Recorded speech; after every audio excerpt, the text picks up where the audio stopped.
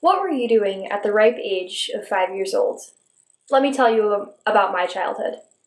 I was selling or giving away almost all of my prized toys, stuffed animals, dolls, and dress-up clothes, and packing up to travel across the country. My home for the next 5 years was a 39-foot-long motorhome that I shared with my parents and brother. During this time, I traveled to 42 states and 3 Canadian provinces. Later on, I also traveled to 14 countries. I am 16 years old. As you can imagine, these experiences had a significant impact on my life. I want to share a story or two from my travels with you today.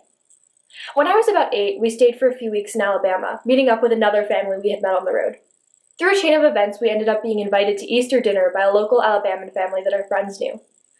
While much of that evening is fuzzy in my memory, a focal memory that I can recall is playing with their son and his WWE action figures. Already very foreign to me. Looking back on after that evening, another memory that I remember is talking with my mom about the other family's proud gun ownership, and the honest conversation that my parents, who are decidedly not gun owners, had with them about our divergent choices as families. Considering this recollection, I believe that the respectful dialogue exemplified by our parents that night would set the stage for my future ideals, and subsequently, this TED Talk. The opportunity to experience a wide variety of people and cultures through travel has been a defining theme in my relatively short life. Here's a question for you. Do you have a group of people that you were most comfortable consistently engaging with socially? What do you have in common? Socioeconomic status, race, age, political identity, education, etc. Are those relationships based on similarities alone? I believe that these questions are fascinating and insightful to consider.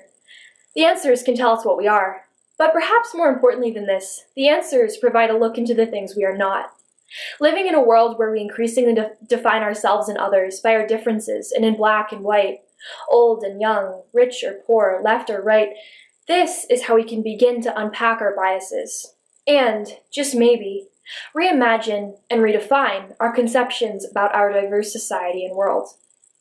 A 2016 Harvard study noted that individuals are likely to hold exaggerated perceptions of out-group partisans.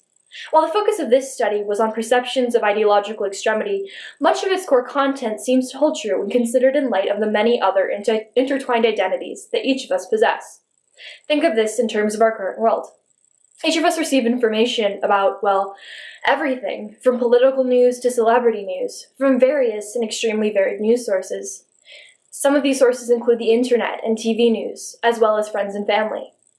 The content that we ingest contributes to our understanding of outgroups, or people who fall into identities that are outside the sphere of our own. The results of a study conducted by researchers from both the University of Houston in Texas and the University of Munich in Germany suggests that regular exposure to stereotypical news coverage creates negative implicit attitudes. That is, the media that we are exposed to helps to shape our attitudes about other groups. The negative potential of the human tendency to divide ourselves into in-groups and out-groups is demonstrated in a theory called affirmation bias.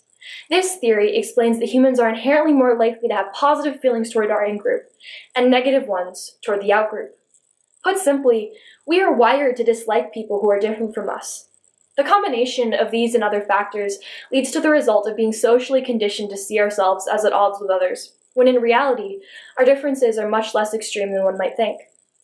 In a changing and diverse world, I believe that it is important not to fall victim to the false narrative that life is a series of black and white problems and people that exist with no more nuance than we've been socially conditioned to see in them. Traveling from such a young age was formative in the development of my worldview and has always challenged me to be a better, more informed, and more unbiased person. Each of us is relatively sheltered within our own social bubbles, and having to leave mine was probably one of the best things to ever happen to me. The elderly folks I befriended in so many RV parks, the cultures that clashed with my known world all across the country, the kindness of strangers who didn't know me at all. These are what have made me. The naivety of childhood made my biases less strong from the start of this adventure, but it wasn't this that kept me going. It was the realization that good and worthwhile people are a much more varied group than the people I know or will ever know without making the decision to try. I've decided not to be limited by the confines of my own social bubble.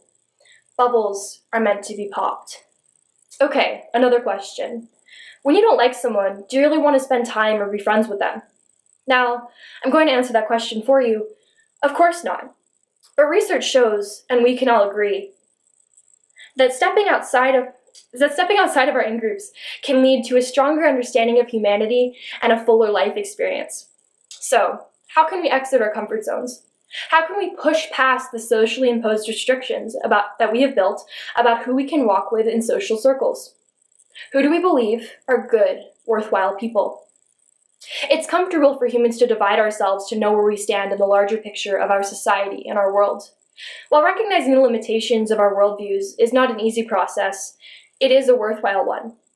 Experiences like the one I mentioned earlier have helped to shape my own perspective on what defines a good person, and taught me how to engage respectfully with others who do not share my views. To be clear though, I am by no means perfect simply as a result of traveling, nor would I claim that having the life I have had is the only or best way of actively engaging with people who are different from ourselves. It was the mechanism that forced me to do this though. While I know that I still have my own biases, these opportunities have taught me to challenge my own preconceptions and become willing to shift my perceptions. I recognize that not everyone will have these same experiences. So what can you do? Bring that neighbor you've never talked to before some cookies, when it's safe to do so. Maybe they have the sign of a political opponent you don't agree with in their front yard. Or maybe they just don't seem like the type of people you get along with. This kind of gesture is the perfect way to open that door of friendliness and openness. It's exactly what we need. Or you could volunteer at a community event that has to do with something you wouldn't typically be interested in.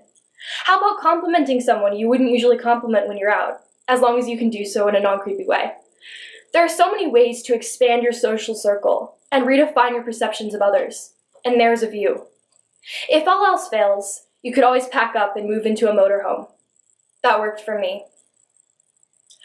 All it takes is a little intention and a little bravery. Will you be the person who takes the initiative and consciously makes the change? Or will you maintain the status quo out of apathy? Who are good people? You tell me.